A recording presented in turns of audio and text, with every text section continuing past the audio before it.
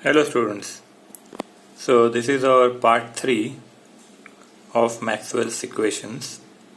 So briefly we will review what we have discussed in the previous sessions and then we will continue our discussion. So in previous session we have seen about the Maxwell's equations. We have noted down the Maxwell equations, the previous expressions which were existing before him and the expressions which he modified. So for revising, first we have to remember that in the entire subject we are going to deal with 4 field parameters. There are 4 vectors. One is E, that is electric field intensity. Then we have H, magnetic field intensity. Then we have D, that is electric flux density, and B, that is magnetic flux density. So these are our fantastic force of this subject, and everyone must remember about these 4 alphabets. All of them are vectors and they operate in space. To operate them in space, we use one operator which is called as del operator. There is del operator which represents the terms in space. So here is the expression for Cartesian coordinate system. Similarly, we may have expressions for cylindrical and spherical coordinate system. We will see them whenever we require them in the example. So in space, these 4 vectors are going to be explained by using a spatial vector operator, that is del.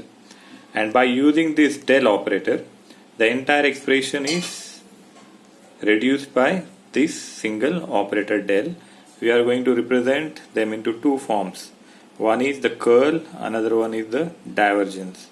Curl is the circulation and divergence is outflow or inflow. Curl is related with cross product of del operator with any of the vectors, and divergence is taking dot product of del operator with any of the vectors. So our wave which is traveling in space is defined by the 4 parameters. So Maxwell's equation also relies on these 4 parameters E, H, D and B, and the del operator is explaining them with the relation of curls, that is cross product, and the relation of divergence which is dot product.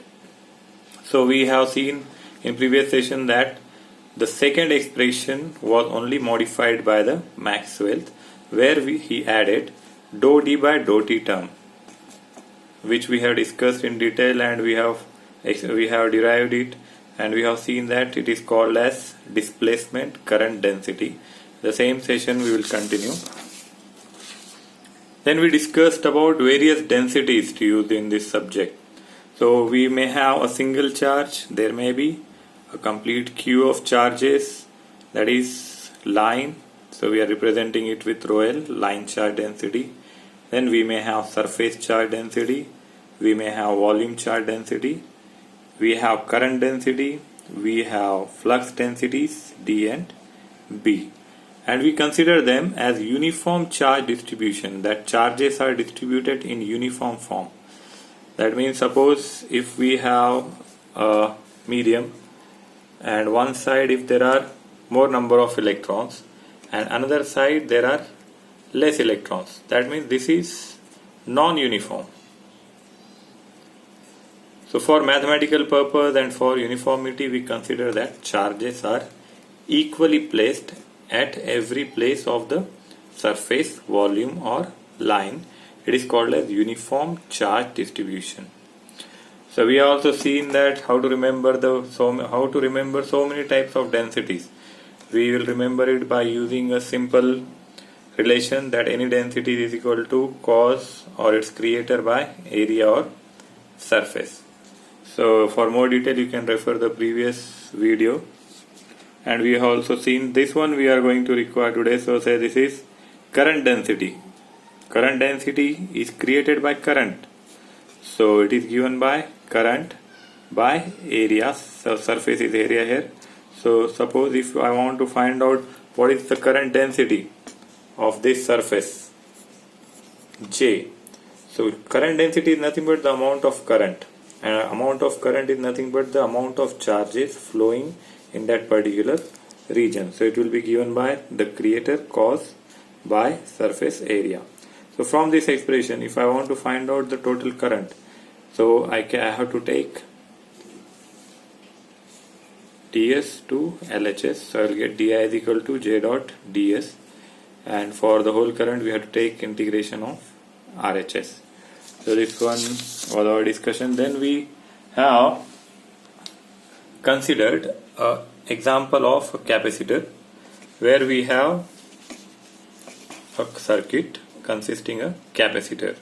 So even there is an insulator, between the two plates of capacitor. Say this is parallel plate capacitor. Still this is a closed circuit. We call it as closed circuit even though there is a gap. And how it happens, that we have discussed, that there is some displacement current in form of something. That something is flux, electric flux, and dou d, the term d is flux density, electric flux density. In the rest of the circuit, the current is conventional current, that is our IC, conduction current, and inside capacitor there is displacement current because of flux. So these two things we have discussed in that. So we have the conduction current, we have the displacement current. So there are two parameters. So either we can describe the parameters in circuit theory or in field theory. Circuit theory is applicable wherever there is a simple wiring structure, active passive elements are connected, diodes, transistors and all. There we consider Ohm's law, Kirchhoff's law and all those things are applicable. These we study in circuit related subjects like EDC, PDC, PLSI and all. But field is something which exists where wire ends. So for example, there is a capacitor. Inside capacitor there is no wire, there is insulator. If we talk about some space, which is outside the mobile phone, in space there is no wire, there is no connection, there are no field elements. So in that case we have to represent our signals in terms of field parameters, and these are our four field parameters, E, H, D and B. So for field theory and circuit theory, we were trying to derive the expressions for this capacitor. So for circuit theory, we have supply voltage of Vm sin omega t, and the same voltage will appear across the capacitor.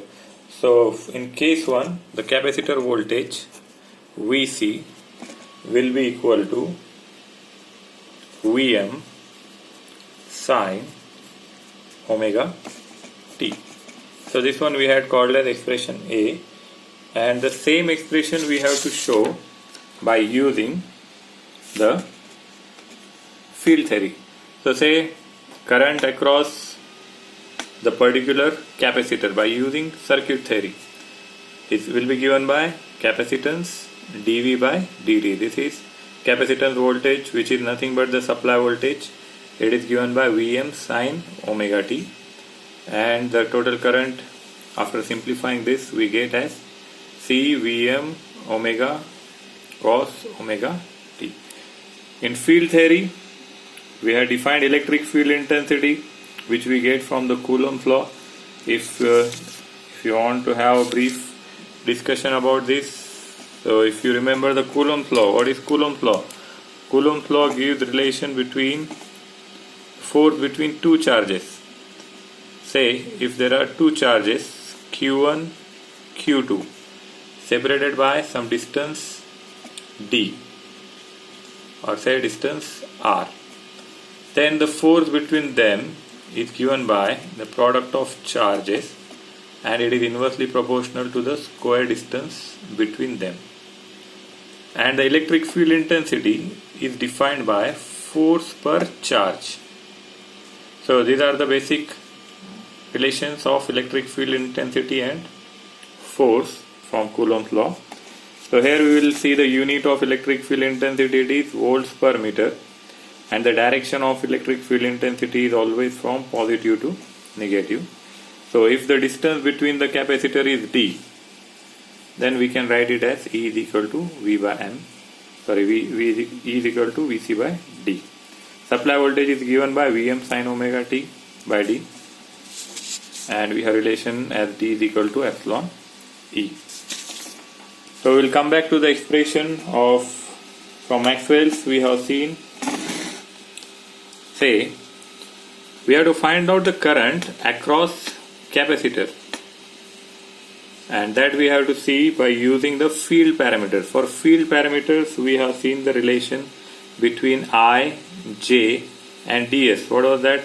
Say any density, current density J is given by, say, di by ds, the cos per surface area. From here we have di is equal to J dot ds. So hence I is equal to J dot ds over integration. So similarly IC we can find out by the J available there and the differential surface.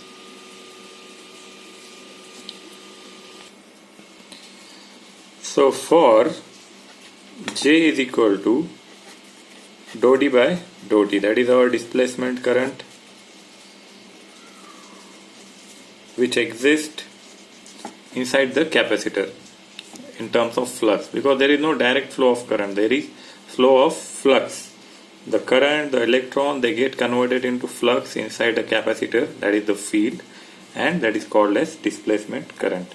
We also know that T is equal to epsilon E.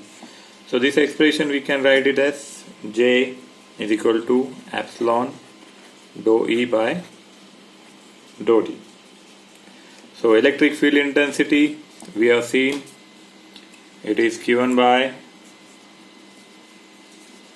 Vm sin omega t. So this one we can keep there. So we'll get, and this is our distance d. So this J will be equal to epsilon Vm sin omega t, say dou by dou t by d. So if we take differentiation, we will get epsilon by d into Vm omega, this will become cos omega t. So unit of current density is amperes per meter square. So now this one, say we'll call it as expression 2 and say this is 1, keeping this value of 2 in 1. So what will be the current IC equal to? It will be integration of epsilon Vm omega cos omega t by d into ds. So if we observe this expression, so let us take the integration of it. So what will get? IC is equal to epsilon, and say for differential surface S Vm omega cos omega t by d. And if we see this expression epsilon S by d, this is the formula for capacitance of parallel plates. So this entire term we can replace by C. So this one will become I is equal to C say voltage, the peak value Vm omega cos omega t. So this is expression B which we got out of the field expression, which is equal to the expression which we derived from the field theory. So this was about the displacement current we have discussed. Now we have to see the various mathematical equations for Maxwell. So Maxwell's equations which we have seen so far were of differential form.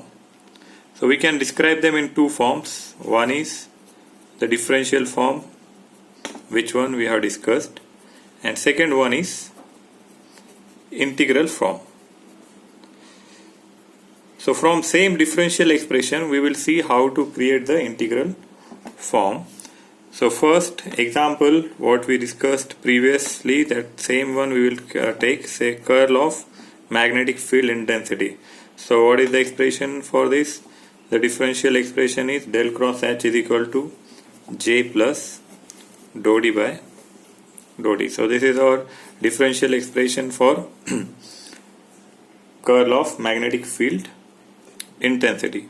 So here we have two terms, one is curl and one is divergence.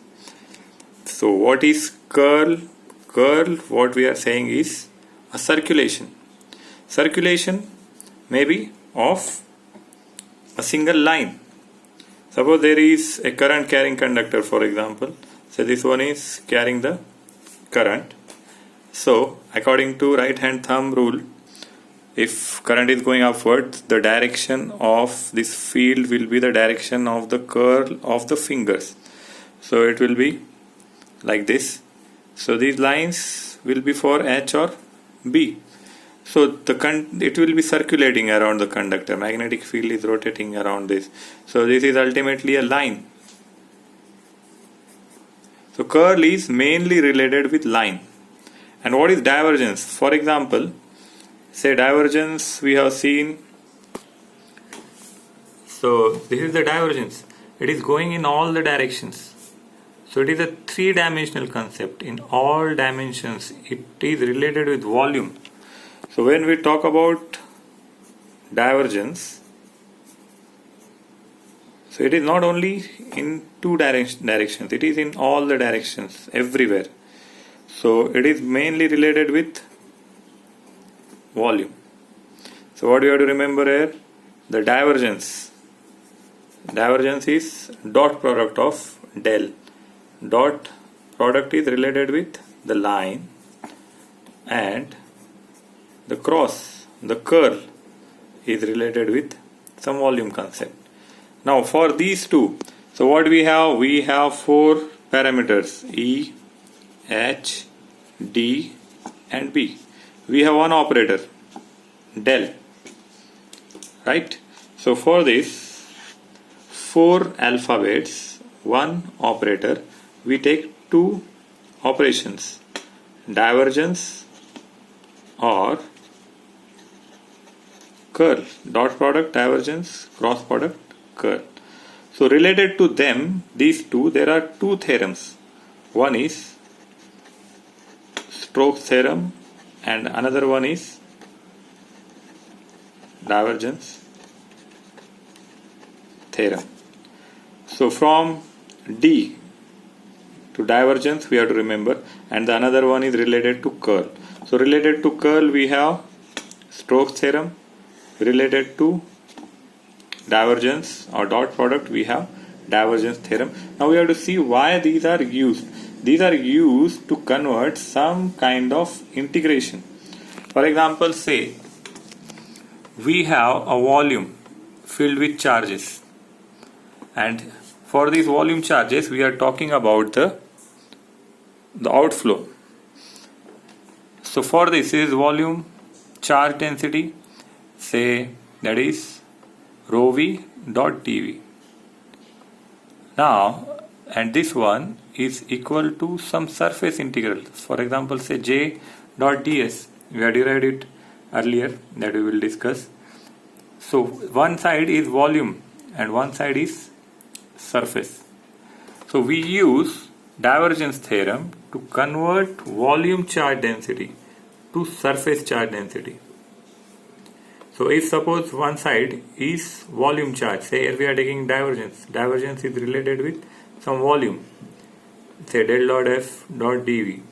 And this volume charge, if I have to convert into surface, then I will use the divergence theorem. So what I have to do? I have to just remove the del operator and I can write it in the form of surface. Okay, and similarly we have the Stokes theorem. Now Stokes theorem is used to convert line integral into surface integral. So if I have this curl is related with some surface enclosed by that particular line. If I want to convert it with some line integral, what I have to do? I have to just remove the curl part and I will use the differential line term. So we'll see how it is used here. So our expression is del cross H equal to J plus dou D by dou T. Now let us integrate both the sides, because what we have to do, we have to see the integral form. So if we take integral of del cross H, say this is for some surface, this is dot ds, and this side we have, say, integral of J bar or J plus dou D by dou T. So this is also surface, say some ds. So these are the integrations. Now if I apply the Stokes theorem here, I have to apply Stokes theorem. So what Stokes theorem states that we can convert the surface integration to line integration. What we have to do, just we have to remove the term of del and we will replace this term with differential length. So what will be the new expression here? It will be converted for line integral, and this one won't be part of this one, so H will be there as it is, and in place of this we will get dl. So if these are vector, we can write them as H bar dot dl bar. It will be equal to the integration of, say, we can also write this term as J bar dot ds bar plus integration of dou D by dou T into ds bar. So these are again surface. So this side we have single integration, surface we can write as double integration. So this is one of the expression of Maxwell in integral form. Similarly, if I want to convert del cross E, what can we do? So taking integration of del cross E, say there may be some surface, and we will use Stokes theorem. So for surface it was double integration. This can be written as line integral of, say, E dot dl. Simple. So first curl expression, we have two curl expression. One is del cross H and del cross E. We have to replace them with integration form in terms of line. So we will note down all these Maxwell's equations in at one place in integral form. So here we can see the Maxwell's expression in differential form and integral form. So in differential form we have del cross E is equal to minus dou B by dou T. We convert it to differential line using the Stokes theorem. So we get, so we have E bar dot dl bar is equal to minus d phi by dt. So this is magnetic flux density. So this is generated by the flux. So this one we are replacing by the cos. Next one is del cross H equal to J plus dou D by dou T.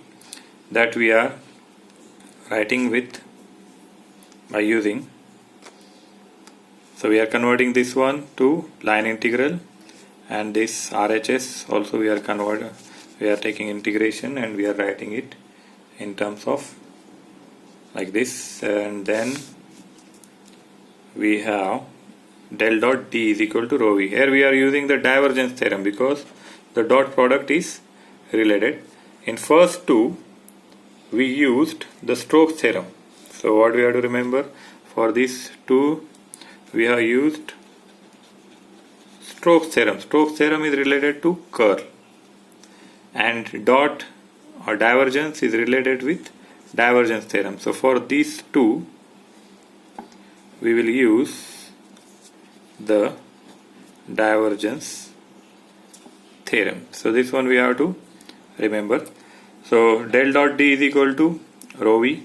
So this one we are writing in terms of integration by using divergence theorem. So this is d bar dot ds bar. So for this divergence theorem, once we will see say how we got this. We have del dot D is equal to rho V. So we will take the integration of this one. So del dot D, say del dot T, so we have some volume because this is divergence going in all directions, so we can convert it into surface. So how we will convert it into surface?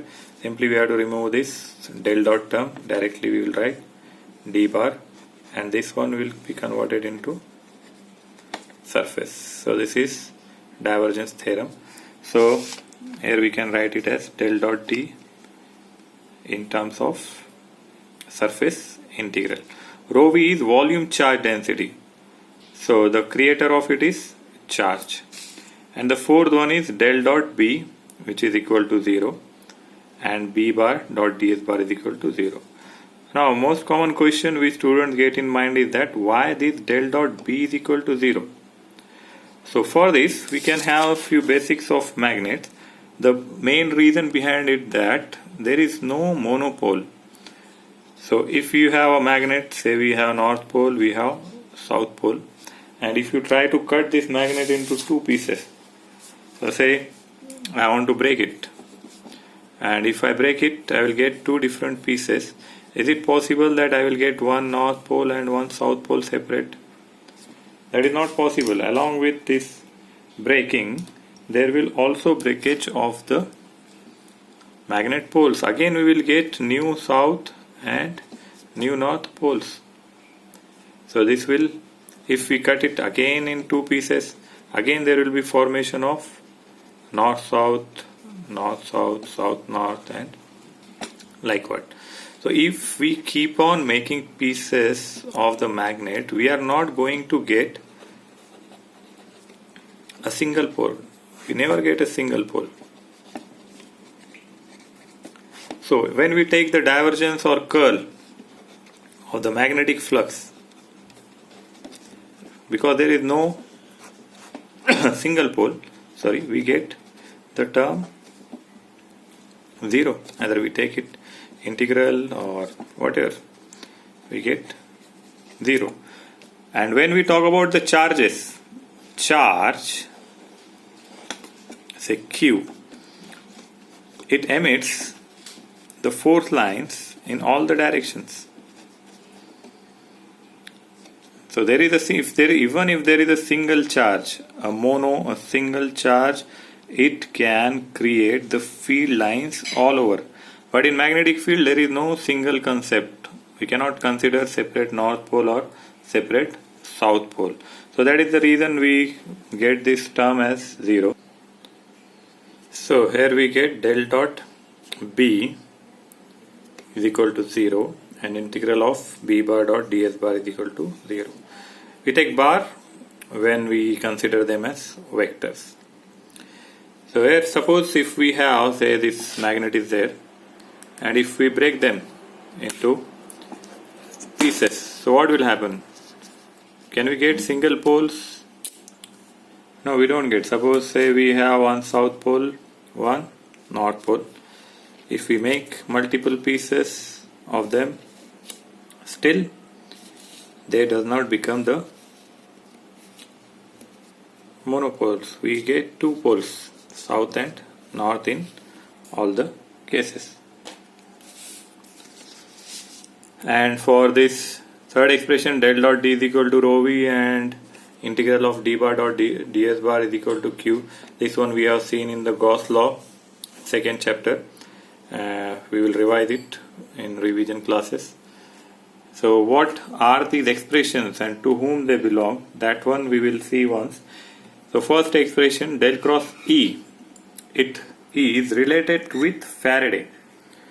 That law is given by the Faraday. So Maxwell, he took the concept of Faraday and he developed it. So it is related to Faraday. About Faraday, he was the professor of physics and also chemistry, and he existed between 1791 to 1867, and he was British. Faraday was a British scientist. His expression he has taken. The second expression, del cross H, it comes from Ampere's. It is also called as Ampere's law. Ampere's was also a physicist, mathematician, and he developed about the solenoid. He created the electrical telegraph, and of course he was a professor, and he belonged to France. So he developed the Ampere's law, which is explained and developed by Maxwell. And the third one is the Gauss law. Third and fourth both are given by Gauss, and Gauss was between 1777 to 1855. He was a German scientist. He was expert in maths, physics, even though he was not interested much in teaching, but he used to take tutorials, and his scholars also did many inventions. And so we have one British, one French, and one German scientist, and all of their expressions are taken by Maxwell, and he explained them in a universal form. So why we focus on this thing? So suppose if you are doing engineering out of some pressure or something, you need not bother. You can go for your own interest, and you can develop your stuff out of the field, because multidisciplinary knowledge is something which is cool. Like Hertz, he did engineering, but he was more interested in mathematics and languages like Arabic and Sanskrit. So it's cool if you are doing engineering out of some pressure, but if you pursue your field in future and use the engineering knowledge in that field, of course it will be very much useful, and you will be successful in that regard.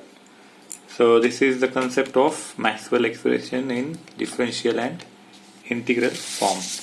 Now we have to see Maxwell's expression in time harmonic form. So third one we have to discuss is Maxwell's equation in time harmonic form. So first thing, time harmonic is opposite to time dependent.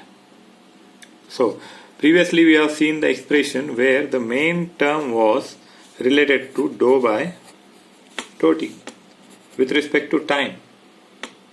So this is something which is time dependent. So far we have seen expression which are time dependent. So if our frequency is very small, where displacement current is very negligible, or if we consider that there is no source, a source free region. So for source free region, either we can consider time dependent expressions or time independent expressions. So time independent expressions are given by time harmonic expression. So the very simple thing what we have to remember here is that the same expressions we will use whatever are given in the earlier expressions of Maxwell. The only thing is that we have to replace this time dependent term with time harmonic term of j omega. So omega is our routine 2 pi f and j is some imaginary concept we will add in that. So if we add this in place of dou by dou t, we are going to get time harmonic expressions. So this one we will see. So what are actually these things? They use some phasor representation. In brief, we will see what are the phasor representation. Say if we want to represent in the form of phasor, what are the uses for this? Suppose the source is nil. Suppose there is no current density and we are not considering the rho v, that is charge density, and our signal is far away from the source and so source is negligible. Then the time harmonic fields, time dependency is sinusoidal. So it will be useful for analysis, and it can be used for any waveform, explaining any waveform using Fourier series. So in brief, we will see what are the phasor representation. Say if we may have, say we'll represent the phasor. We'll take one example of this bar, say B, and vertical axis is V0 and horizontal one is U0. So this term say is going for JV, this term is going for U. So this B can be represented by using real and imaginary terms, like if we have some angle phi here. So this B can be explained by U0 plus J V0. So here U0 is a real part and this one is imaginary part, where J value is square root of -1. So we can take the horizontal and vertical components of this particular axis. We'll see. Say we have, if we take the same diagram, we have one vertical and horizontal axis. So this is angle phi. Now if this line we overlap on horizontal axis like this, so then we have to consider the cos of phi, and if we take this term on the horizontal line, then we have to consider it as sine angle.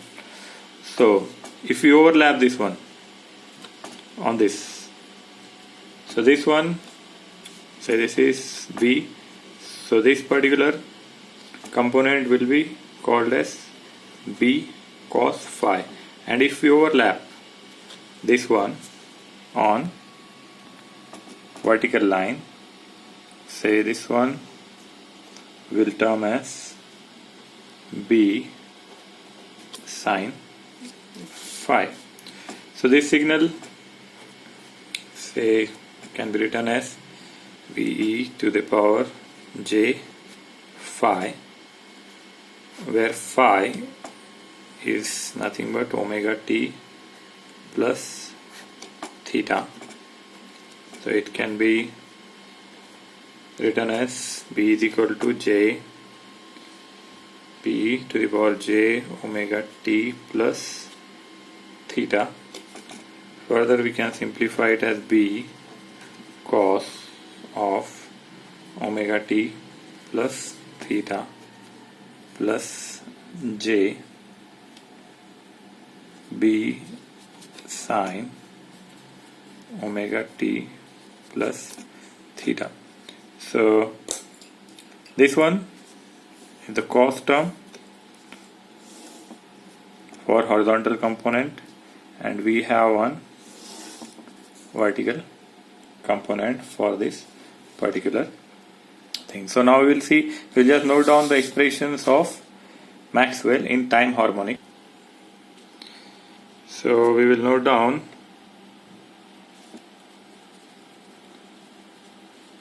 Maxwell's equations in time harmonic form. So how to remember this? Suppose we have del cross E is equal to minus dou B by dou D. This one is time dependent. So what we have to do? We have to simply exchange this dou by dou T term with j omega. So what will be the Maxwell's expression? So we'll make two parts. One part we'll write for differential time harmonic, and then we can have integral time harmonic. So this expression can be replaced as del cross E is equal to minus j omega B. So first expression will be del cross E is equal to minus j omega B. Similarly, integral term is E bar dot dl bar for vector will be equal to minus j omega integral of B bar dot ds bar. Second expression del cross H is equal to j plus dou D by dou T. So dou by dou T term will be replaced by j omega and D. So we have to remember this one is current density and this one is time harmonic component. So we should not get confused between these two j. These two j's are different, and integral form will be, say, h bar dot dl bar is equal to integral of j plus j omega d to ds bar. The third one is anyhow, third and fourth don't have time component.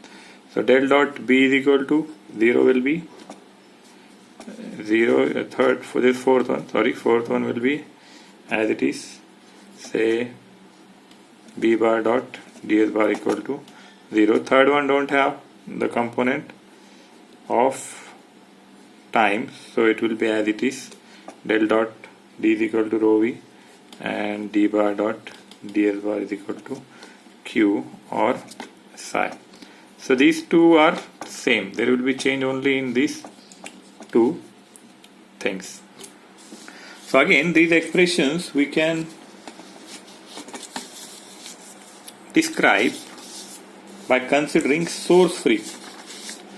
So source free means we will rewrite the expression by using,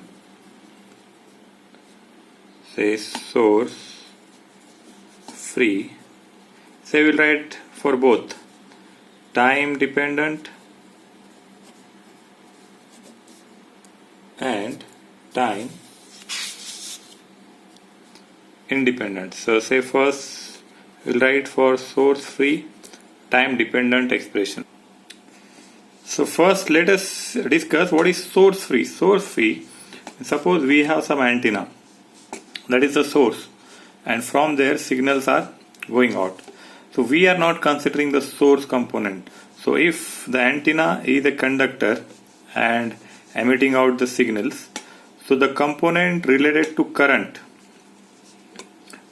density, charges or charge density, anything which is related inside the conductor, we will not consider. So by removing these constraints, whatever expression is the remaining in Maxwell's, that will be called as source free. So first one we have seen about the time dependent. In time dependent, again we have two forms. One is differential, another one is integral. So differential form, so first one, del cross E is equal to minus dou B by dou D. It will be as it is. There is no component related to charge or its outcome. So it will be as it is. Second del dot D is equal to rho V. Rho V is charge density. So anything related to charge current will be neglected. So second one will change as del dot D is equal to rho V for source free. We will not consider the charge density. The third one, say del cross H, sorry, this was the second one, del cross H. Del cross H is equal to J plus dou D by dou T. So J will get cancelled. So only the remaining term will be dou D by dou T. And the remaining one, del dot B is equal to 0. That is anyhow 0 in all the conditions. So for integral form, say we have E bar dot dl bar is equal to minus dou phi by dou T. There is no charge term. So in terms of flux we can use the expression. Second one, the integral of H bar dot dl bar, which is J plus dou D by dou T. So J will be neglected. Remaining term will be as it is, dou D by dou T.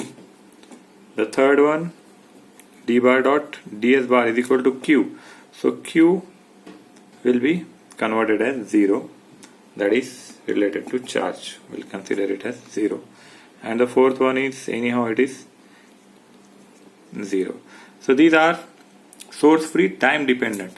Now similar way, source free, time harmonic we can write. So what will be the changes in this expression? If we consider this expression here, so first one is say del cross E is equal to minus j omega b. B is density term, flux. So there is no direct relation of any physical particle like charge or the current or current density. So it will be as it is. Second one, there is a term of J and flux density. Flux density will be as it is. This J won't be part of source free harmonic expression. So if we have to write, say source free time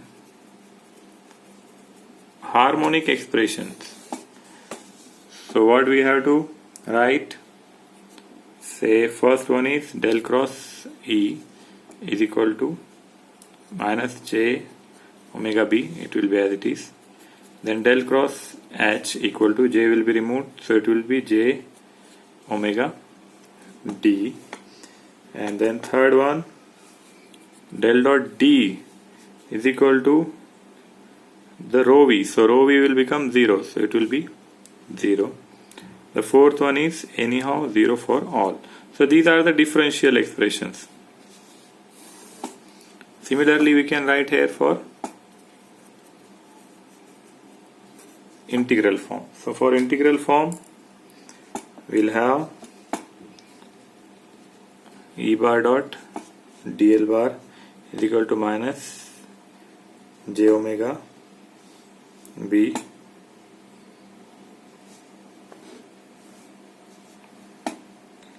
say integral of b bar dot ds bar we have to take. Then h bar dot dl bar is equal to j omega d bar dot ds bar. Then third one, d bar dot ds bar will be equal to 0, and fourth one is anyhow 0.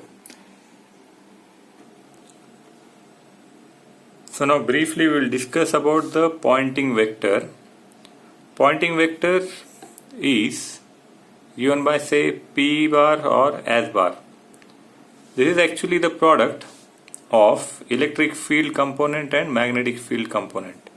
So suppose we have current carrying conductors in two directions. So around conductor we get the curl of magnetic field intensities. These are the two magnetic field intensities rotating around the conductors.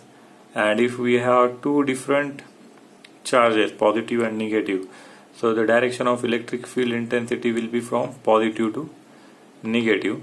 So their product, where electric field and magnetic field intensity coincide with cross product. Their cross product is given by the Poynting vector. So Poynting vector we will see in detail with the examples. Right now what we have to remember is that we have discussed about the Maxwell's equations in various forms. So there are 4 expressions of Maxwell's for E, H, dB. So if we remember the first type of expressions in differential form, remaining we can derive from them. In next section we will see the next topic. Thank you.